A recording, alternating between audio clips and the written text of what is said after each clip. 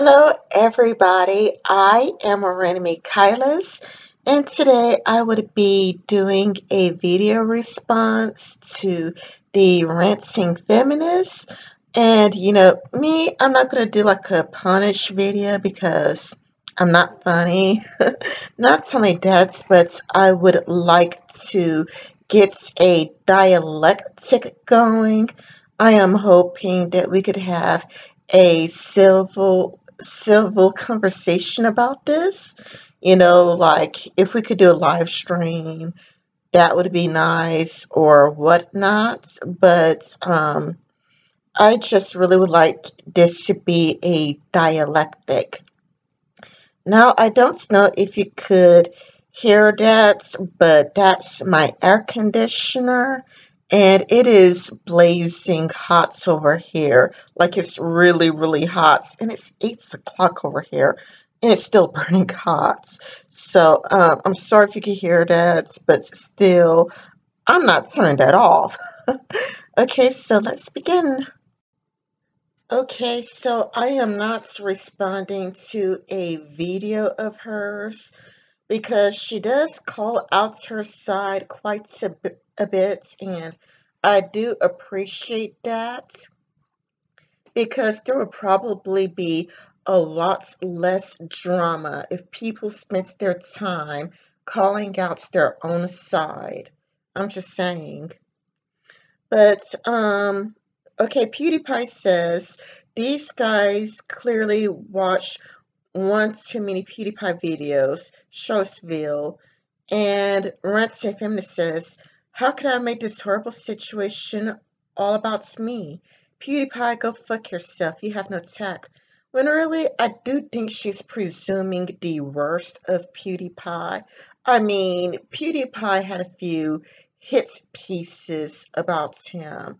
Like, the Wall Street Journal went out of him and went after him and painted him as some sort of horrible, racist, neo-Nazi Hitler incarnate.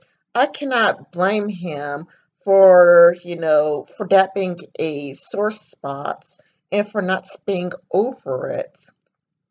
If he's not over it, you know, hey, not that, but it's damaged him on YouTube. Like he was doing like some sort of YouTube movie maker, YouTube Red thing or whatever.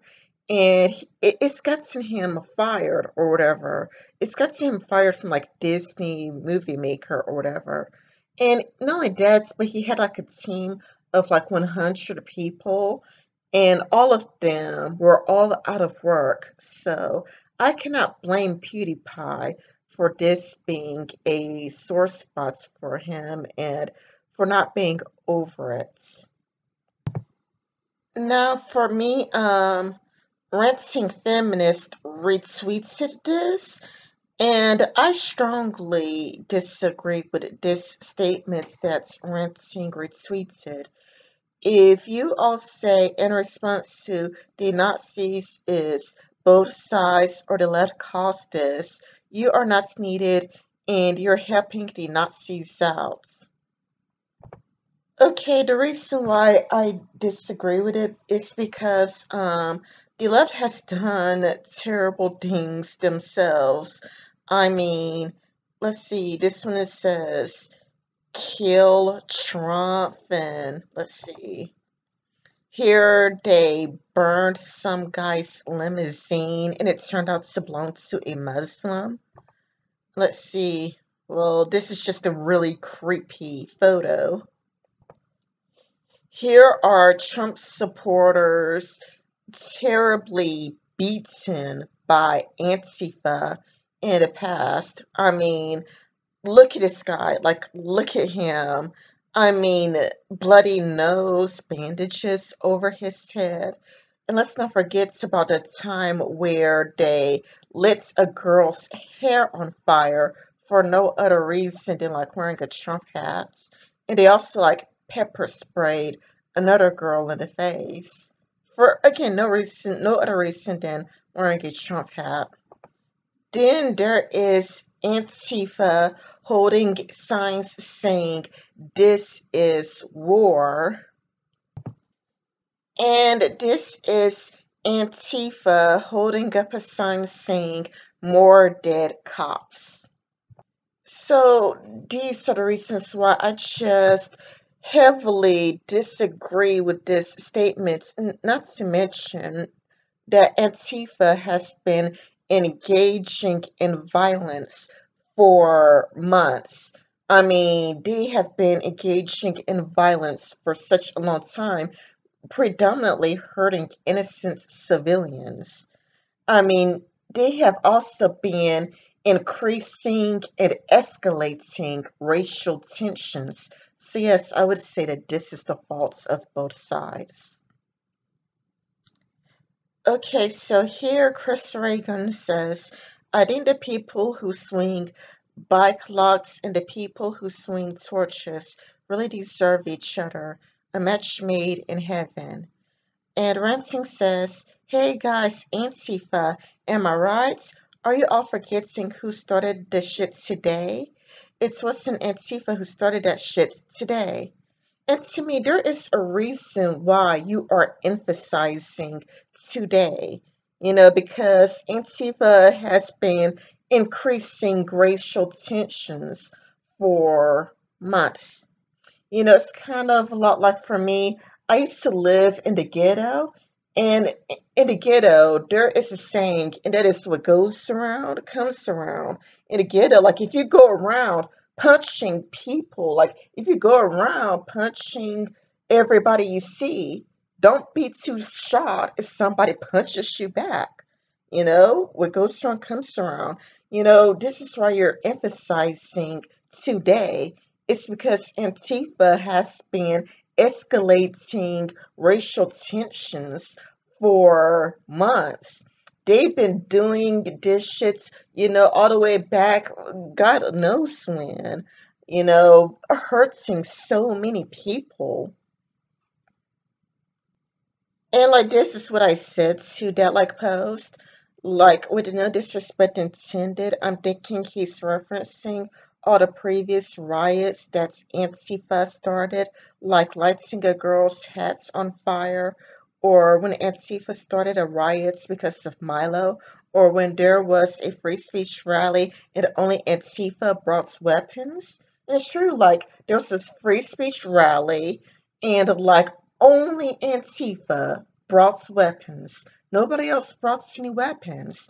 And the cops were facing Antifa the whole entire time.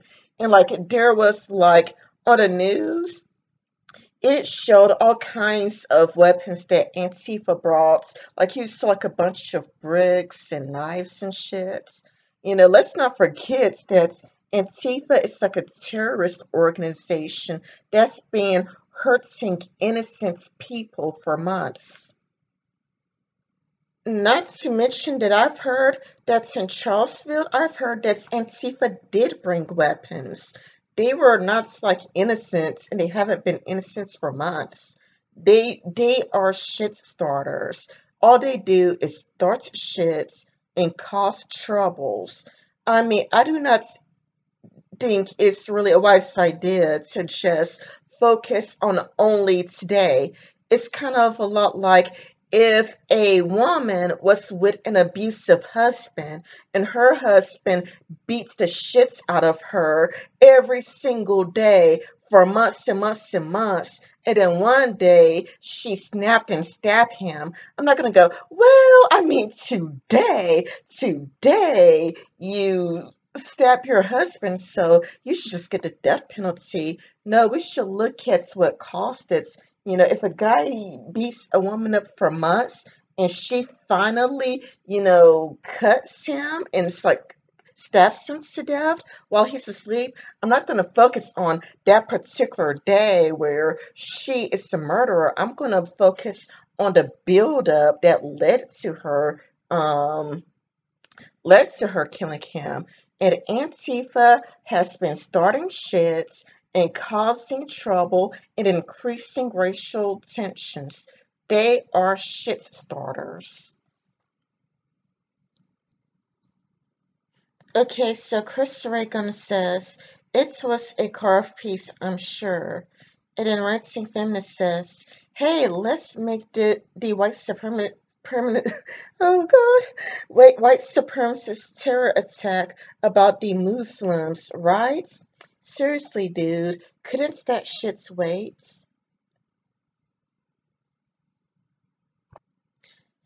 I think that the reason why Chris Ray Gun brought this up is because of this tweet that has been going around.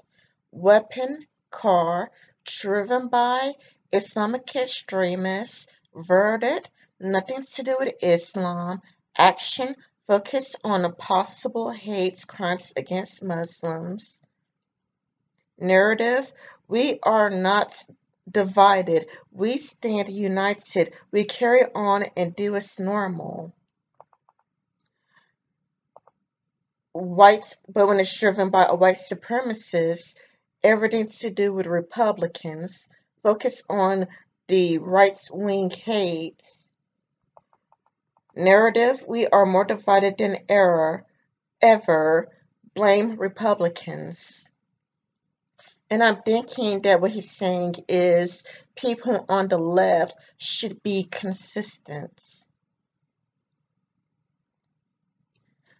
Ranting Feminist says not one word of concern about the victims of the attack, just what's about Muslims.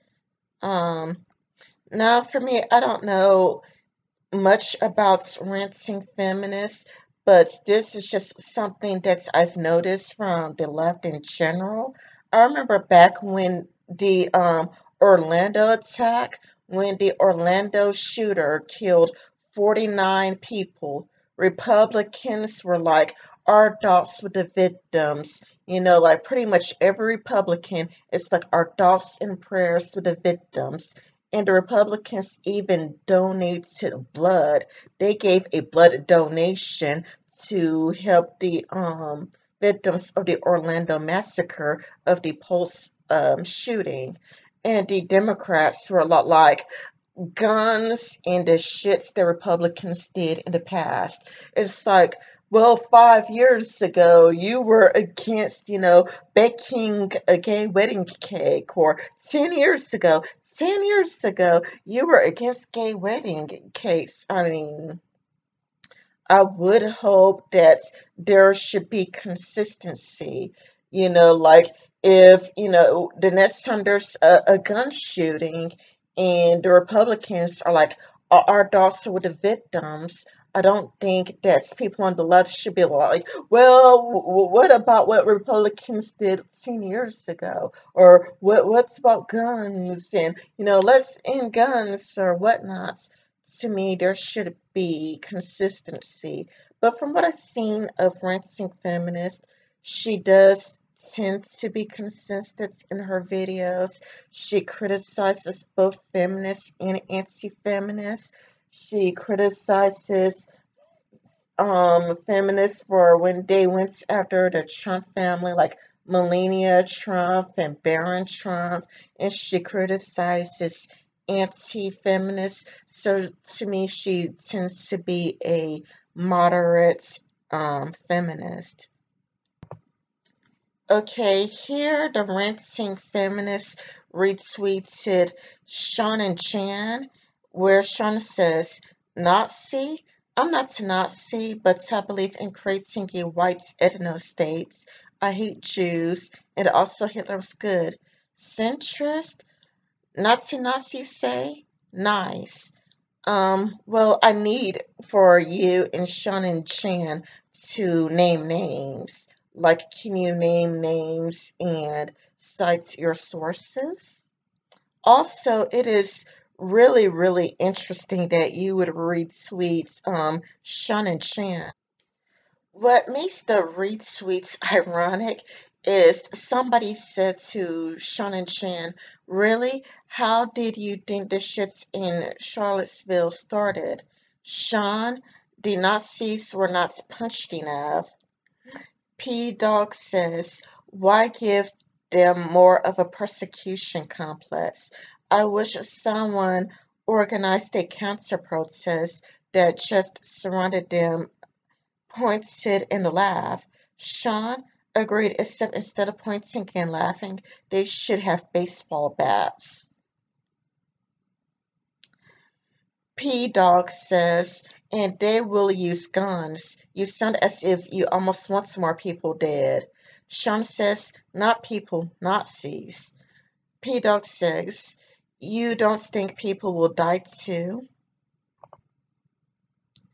Sean says, nothing wrong with punching Nazis, Foxy. This person, Dan Irish, at Dan Irish says, is punching commies okay as well? Sean says, probably not. You shouldn't hit people just because you disagree with them about something. You actually retweeted somebody who advocated for murder and violence. Sean and Jen promoted violence. Okay, because the Ranting Feminist repeated herself quite a bit, I am just going to put all of these together and just do it all in one lump because she's just kept saying the same thing. If you call people Nazis, of course they will become a Nazi. I've been called fat lesbian. I didn't decide to gain weight and get a girlfriend. If I get called an idiot, I don't decide to act as stupid as I can because of it. Lacey Green says, those who blame all conservatives, white people, etc. for recent violence are all Muslims also to blame for ISIS. Same inconsistent logic. I've only seen people tell me that it was inevitable white men would become Nazis because the left is so mean.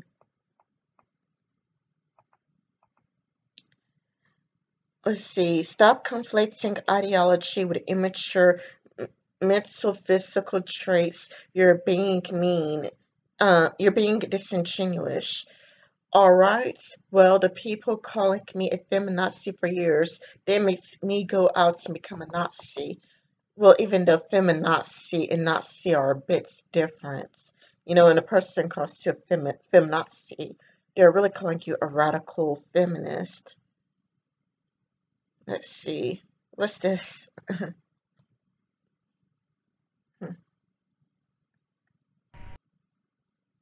So the professor at the university says it was the most nauseating thing I've ever seen in the short 7 years of being associated with the university. Well, if you're really all that second one is, why don't you look at the root causes of this and see if we can't prevent this happening in the future? Because it turns out your actions have effects. But I'm sure you know that, Professor Sanato. So why don't we actually address the root cause? Okay, I have no problem with what Sargon says. And,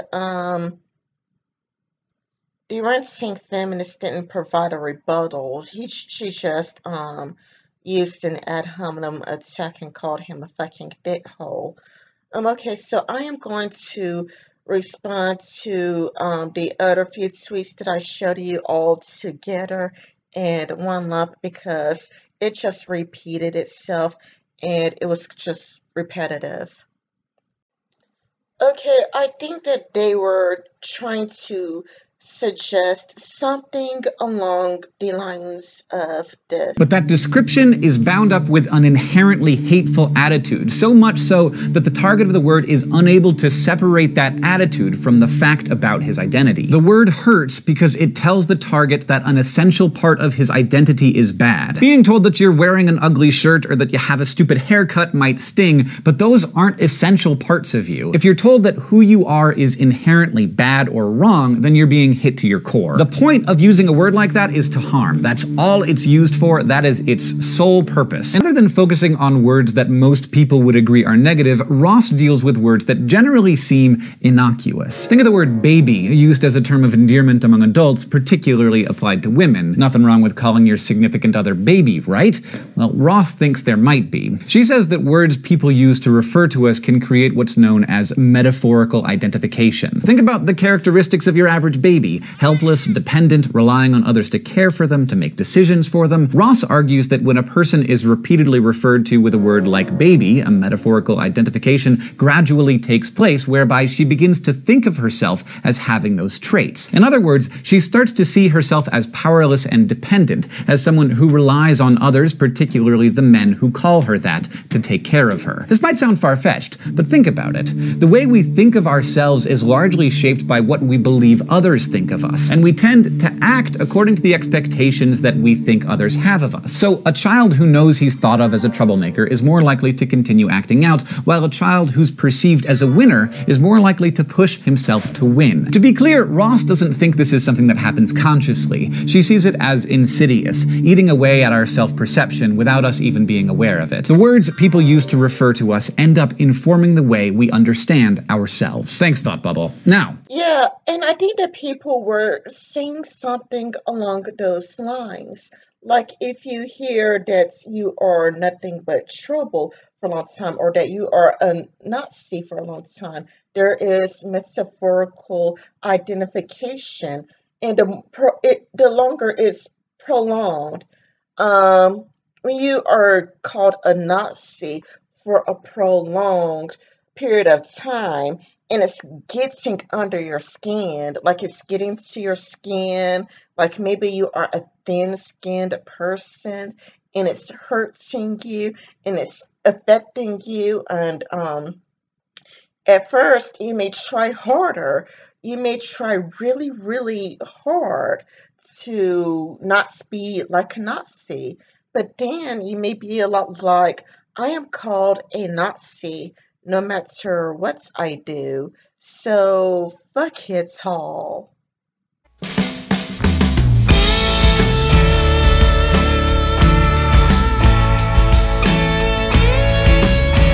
She says that if a person just merely called her a Nazi, she's not gonna go like, oh, well, I'm a Nazi, she's gonna just go and move on. But what if you are surrounded by people? It is easy to dismiss 1 to 5 people who call you a Nazi. But let's just say that you are in a dorm room.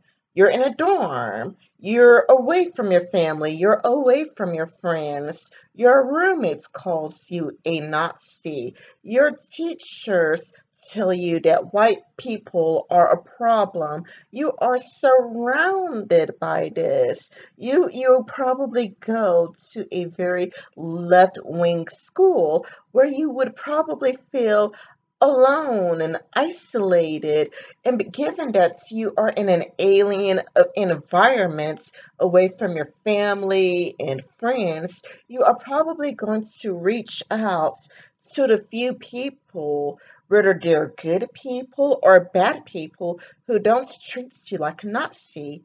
Now, if these people are to the alt-right, well, people are attracted to others who have them feel welcome. People are attracted to a welcoming environment.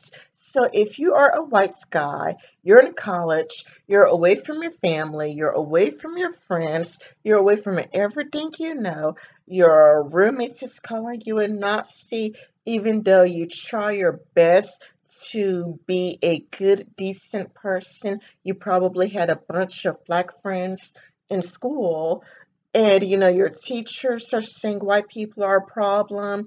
It's kind of a lot like, it's okay to say white people are a problem this, white people are a problem that. You would want to reach out to people who would treat you with kindness.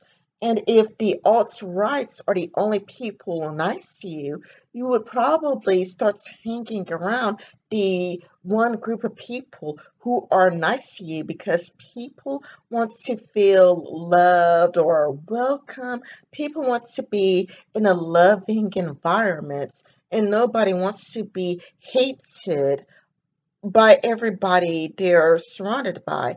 Eventually, it'll take a mental toll and gets under a person's skin.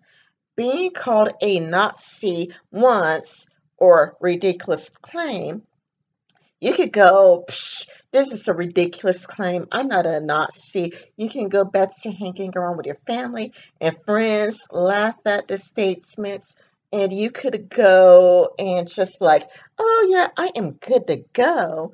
But if you are surrounded by that, eventually it's going to take a mental toll on you, and you're going to break. You're going to break. You're going to crack.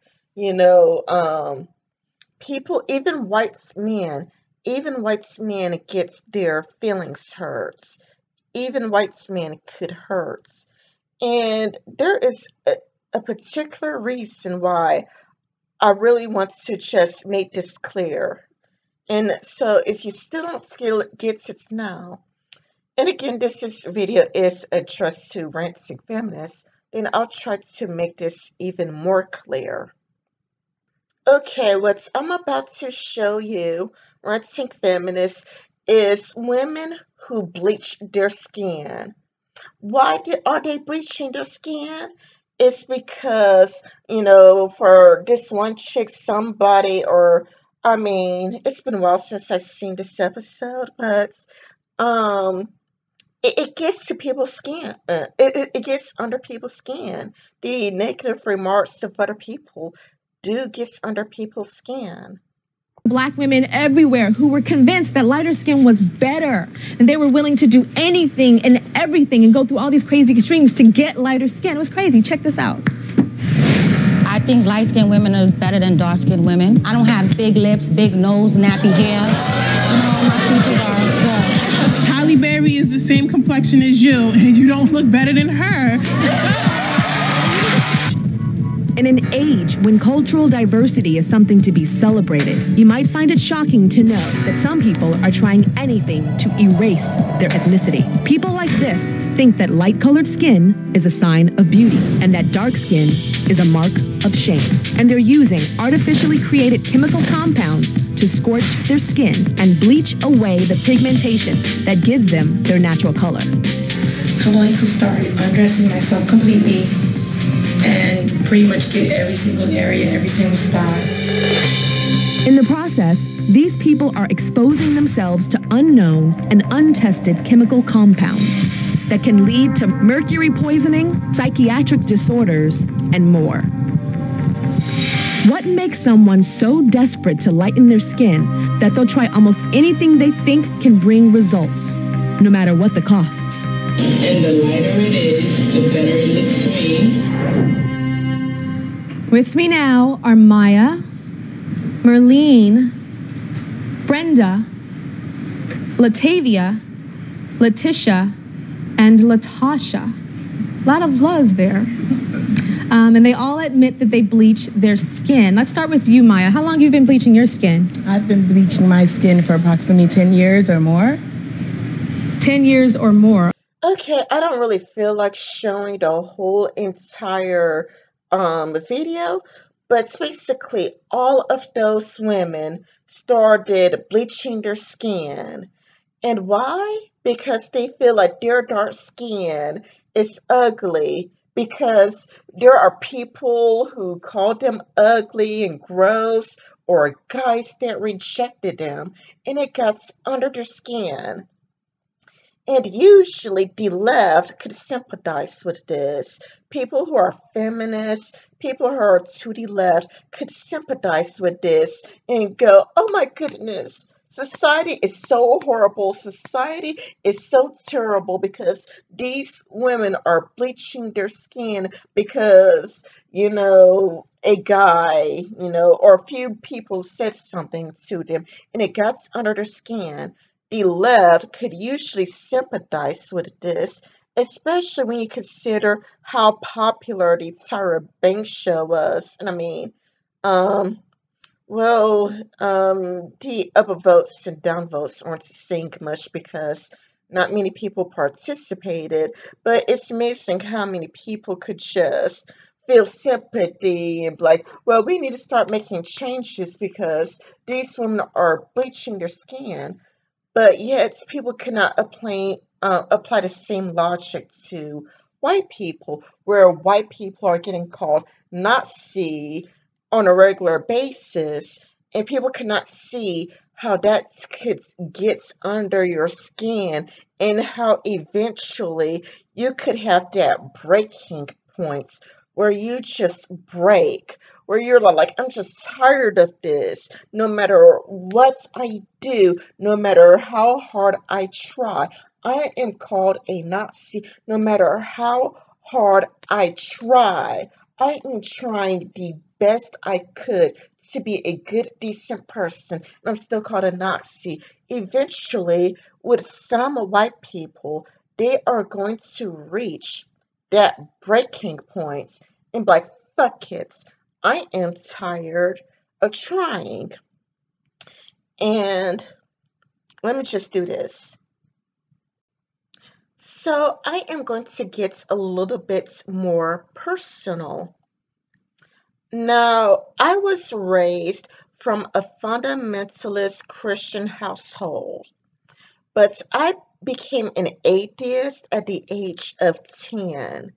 I was like agnostic at like, I don't know, I was agnostic like at like 6, 7, 8, 9, whatever.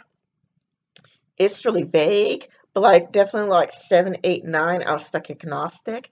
And like 10, I was like atheist. And you would probably would think, how could you be raised in a fundamentalist Christian household and yet become atheist at such a young age? And that is because of how my mother was.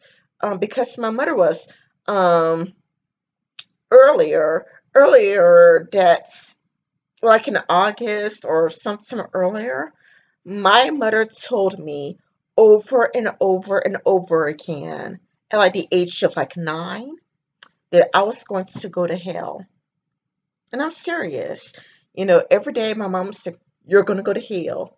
Now, when my mother told me that I was going to go to hell, initially I read the Bible every day. I read the Bible every single day for like 2 weeks. 2 weeks, I read the Bible every single day. I prayed like a fucking Muslim. I wasn't, my mother is a Muslim, but I prayed like a Muslim. I prayed like first thing in the morning. I prayed throughout the day. Like I was praying like 5 times a day. For real, like I was praying like 5 or 10 times a day. I kept the TV turned off. I wouldn't watch cartoons. I tried my very, very, very best to be a good Christian. I prayed and I prayed and I asked God to be a better person and whatnot. And again, I just would read the Bible religiously, and I try my best to like believe with God with all my might. And you know, during 2 weeks, like well, not during 2 weeks, at the second week, at like the end of the second week, Mom says, "Psh, she's probably just trying to get a video game." And it's kind of like she couldn't see that what she said had a mental, psychological toll on me. It was a mental, psychological toll on me that she told me that I was going to go to hell. And then she just said, doesn't remember. So, psh, she just wanted some video game. That's all it is.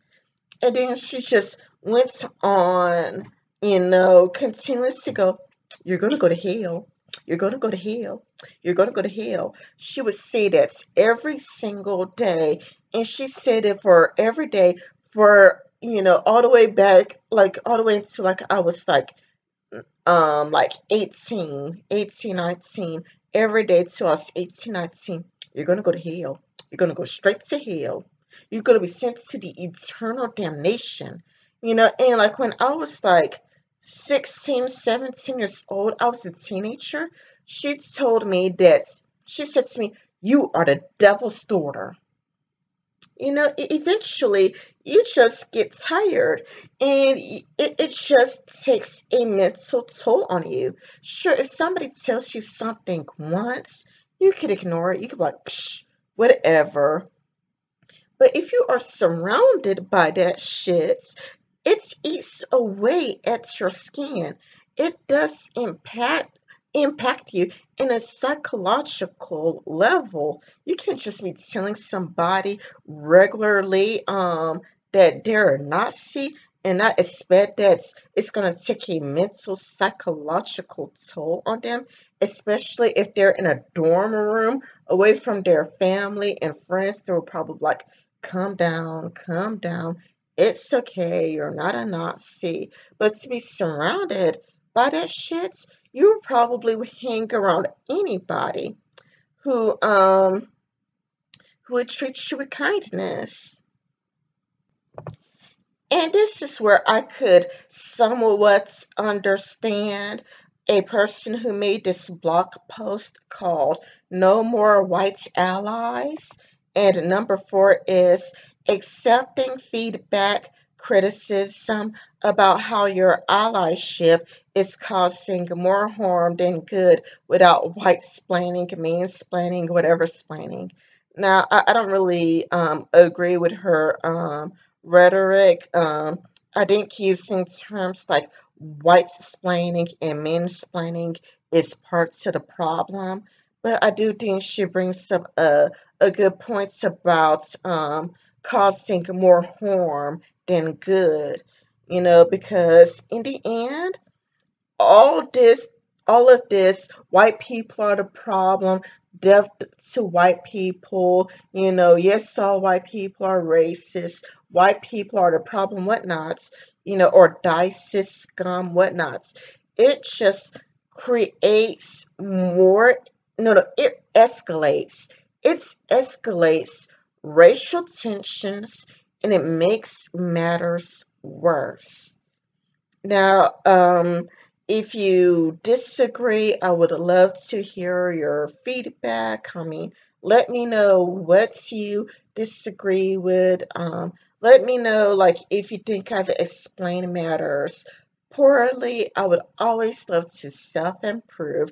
So if you have any criticisms of me, please leave it in the comments section below. Otherwise, like, comment, and subscribe and share. This has been Remy Kylis. Bye bye.